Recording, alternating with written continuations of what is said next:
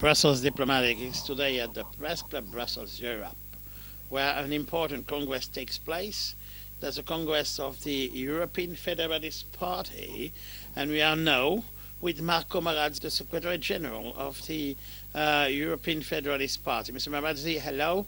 Good afternoon. Good afternoon to you. Would you like to explain us how important it is for the European Federalist Party to be here today, and also to explain us what the European Federalist Party is intending to do ahead of next general elections? Well, it is very important to be today here because we are in Brussels, which is the capital of Europe. This is our third convention. The first was in Paris, the second one was last year in Rome, and we thought it would be good to have it in Brussels this year, especially in view of the European elections next year. The European Federalist Party is an experiment, I would say, which we hope will succeed at creating a real pan-European political party. The reason why we thought we need the pan-European political party is that because parties who are organized along national lines may not necessarily have programs and have targets or objectives that could be pursued at the same time.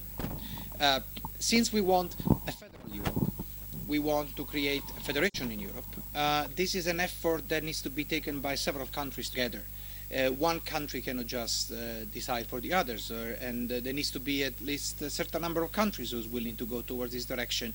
So we thought that having one political party who is pushing forward this objective together at the same time with the same program, with the same message in every single country would probably do the trick.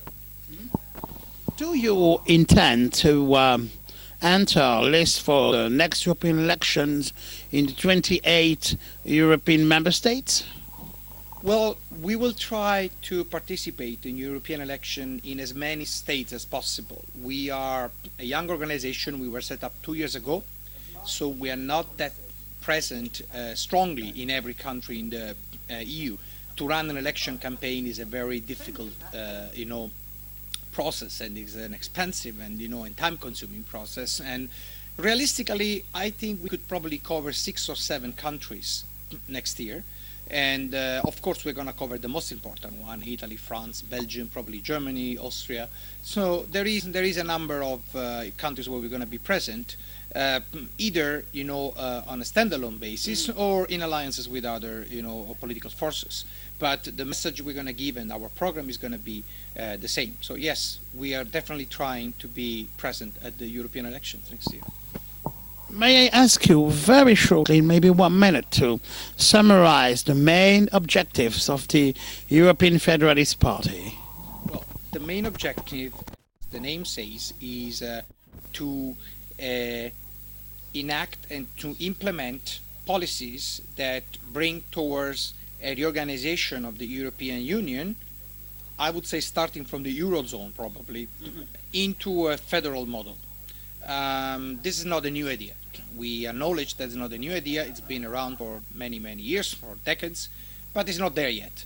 And we thought that that would be the first objective, to create such a federation. Of course, the federation must be filled with something, and of course we have a program which advocates certain economic measures which, in our view, could bring Europe out of the crisis sooner than later, rather than later. So, and I think, but the main objective is still, in everything we do, we want to make sure that the powers and the decisions within Europe are organized in a federal way, in the sense that some key matters, key decisions are going to be taken at federal level in Brussels, but others are left to the states.